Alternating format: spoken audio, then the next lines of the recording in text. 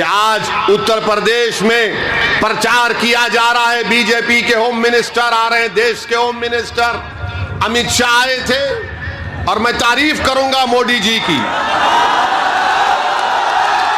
कि देश के प्रधानमंत्री ने एक ऐसे काबिल आदमी को होम मिनिस्टर बनाया कि उत्तर प्रदेश में भाषण देते हुए जनाब अमित शाह ने कहा, कितने पढ़े इंटर पास है, कितने 12वीं पढ़े हुए हैं? हमारी माँ और बहनें भी हाथ उठा सकती हैं 12वीं पढ़े हुए। उठाओ मेरी माँ और बहनें, हाथ उठाओ, क्योंकि तुम अगर बहादुरों की सरपरस्ती करोगे तो उत्तर प्रदेश में इनकलाब आएगा, पूरे देश में आएगा। वो बहादुरी के मजारे जो कर्नाटक की बच्ची ने की, अल्लाह उसको सलामत रखे। वो बहादुर इसलिए बनी कि उसके माँ बाप उसको बहादुर बनाए थे। अब अमित शाह साहब के बारे में कह रहा था होम मिनिस्टर, उन्होंने अपने भाषण में कहा, क्या कहा कि हमारी बीजेपी अगर सत्ता में आएगी दोबारा, खुदा ना खास्ता, तो जो 12वीं पास करके इंटर में जाएगा उसको लैपटॉप मिलेगा। क्या होम मिनिस्टर है भाई, वाह मोदी जी वाह।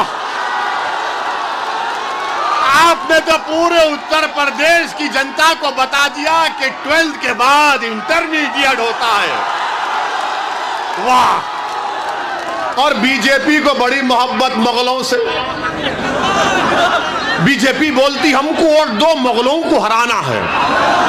तो बादशाह अकबर के दरबार में हमने पढ़ा कि 40 अनमोल रतन थे। क्या अनमोल रतन आपने पाल रखे देश के प्रधानमंत्री, वाह। एक अमित शाह अनमोल रतन, दूसरा बाबा है। बाबा कहती हैं कि मई जून में बर्फ ला लूंगा, जनवरी में गर्मी पैदा कर दूंगा। बाबा आपको नोबेल प्राइज मिल जाएगा इस बयान पर। मौसम वैज्ञानिक हो चुके हैं बाबा। बाबा को तीर लाशें नजर नहीं आई। बाबा को बच्चे जो एग्जाम लिखने के लिए गांव से आ रहे थे, रात भर जाग कर रोड पर बैठा था तो पेपर लीक हो गया, तो बाबा को गर्मी सर्दी याद नहीं आई, क्योंकि बाबा गरीबों की तकलीफ को नहीं समझते। उत्तर प्रदेश का मुख्यमंत्री गरीबों की तकलीफ को नहीं समझ सकता। ये इनका मामला है। मेरे अजीज दोस्तों और बुजुर्गों, वहीं पर समाजवादी पार्टी के अखिलेश का भी एक वीडियो आया है जिसमें वो कह रहे हैं, सुन लीजिए, हमारे जेब में और बिजाने और नहीं वीडियो है, वो हमारी जेब में नहीं है, अभी आएंगे इंशाअल्लाह, फिक्र मत करिए। आप एक दिन खड़े हो जाएंगे ना हिस्सेदारी की लड़ाई में, तो सब आएंगे आपके पास इंशाअल्लाह ताला। वो दिन आएगा, देखना, मैं जिंदा रहूं या ना रहूं, तुम देखोगे इंशाअल्लाह ताला। तो उस भाषण में जनाब अखिलेश कह रहे हैं, सुनिए, उस भाषण में अखिलेश कह रहे हैं कि जो मां और बहनों की इज्जत नहीं करते सप्पा कोट दो, जो कानून को नहीं मानते सप्पा कोट दो। तो हम कभी बचपने में अपने मुगल आजम पिक्चर देखे थे, अब नहीं देखते, अब तौबा कर लिए। तो उसमें एक डायलॉग बड़ा मशहूर हुआ था, तो उसमें डायलॉग था कि तेरे दिल की बात जबान पर आ ही गई। तो इनके दिल की बात जबान पे आ ही गई कि जो माता और बहनों की इज्जत नहीं करते सप्पा को वोट दे दो, जो कानून को नहीं मानते सप्पा को वोट दे दो। ये वीडियो है। अच्छा, कौन भी जाए, उनका नाम भी बोल देता हूं, बाबूजी की पार्टी के हैं, उनका नाम इरफान इरशाद है, और उन्होंने हमसे कहा कि चुनाव के बाद आपको तीतर खिलाएंगे। हम बोले ठीक, अभी खिला देते तो अच्छा था। तो मेरे अजीज दोस्तों और बुजुर्गों, ये हिस्सेदारी की लड़ाई है, ये बराबरी की लड़ाई है, आपको नेता बनाने की लड़ाई है, और अगर कोई आकर आपसे कहेगा कि ओवैसी यहां पर आया है तो बीजेपी जीत जाएगी, आप खुद जानते हैं कि यह बकवास है, यह बकवास है, इसमें कोई सच्चाई नहीं है।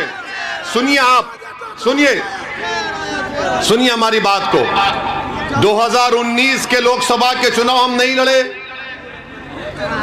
अखिलेश और बहन जी मिलकर लड़े, तब भी बीजेपी 65 लोकसभा की सीट जीत गई। हमने कहा था आपको बीजेपी को वोट देने के लिए, इसीलिए हम आपसे कह रहे हैं कि आप सिर्फ वोट डालने वाले बन गए, वोट लेने वाले नहीं बने आप।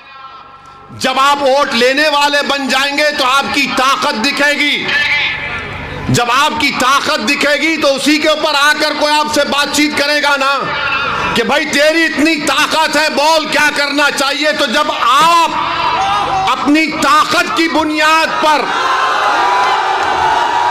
जब आप अपनी ताकत की बुनियाद पर कह सकेंगे कि उत्तर प्रदेश में मुस्लिम अल्पसंख्यक समाज को, दलित समाज को, पिछड़ा समाज को, कुशवाहा समाज को इंसाफ किया जाए, क्योंकि ये जानते क्या है, इनके दिमागों में ये बात बैठी हुई है कि ये लोग कहीं नहीं जाएंगे, इनको डर दिखाओ मोदी का, योगी का, बीजेपी का, ये डर कर हमको वोट देंगे।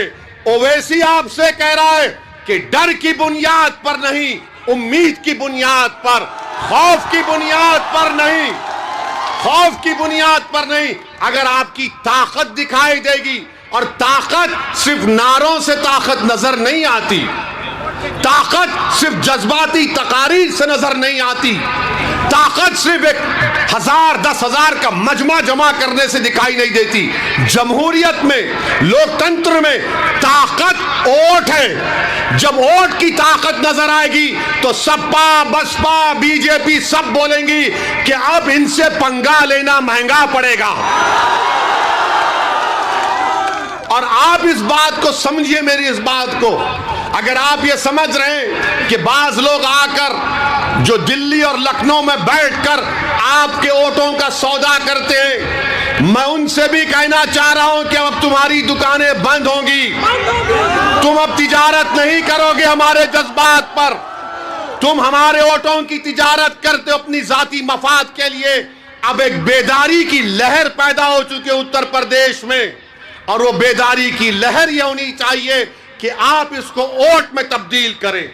और मंजलिस के मुखालिफिन, भागीदारी परिवर्तन मोर्चा के मुखालिफिन कहते ओवैसी के जनसभा में भीड़ तो मन कराती है, मगर क्या वोट में तब्दील होगा? क्या वोट में तब्दील होगा? क्या वोट में तब्दील होगा? क्या वोट में तब्दील होगा? अगर वोट में तब्दील होने का आप हमसे वादा कर रहे हैं तो कहीं 27 तारीख को भूल नहीं जाना। ऐसा नहीं है कि नहीं यार जज्बात में नारा लगा दिया था। ये ओवैसी का भड़का भाषण दिल को छू लेता है।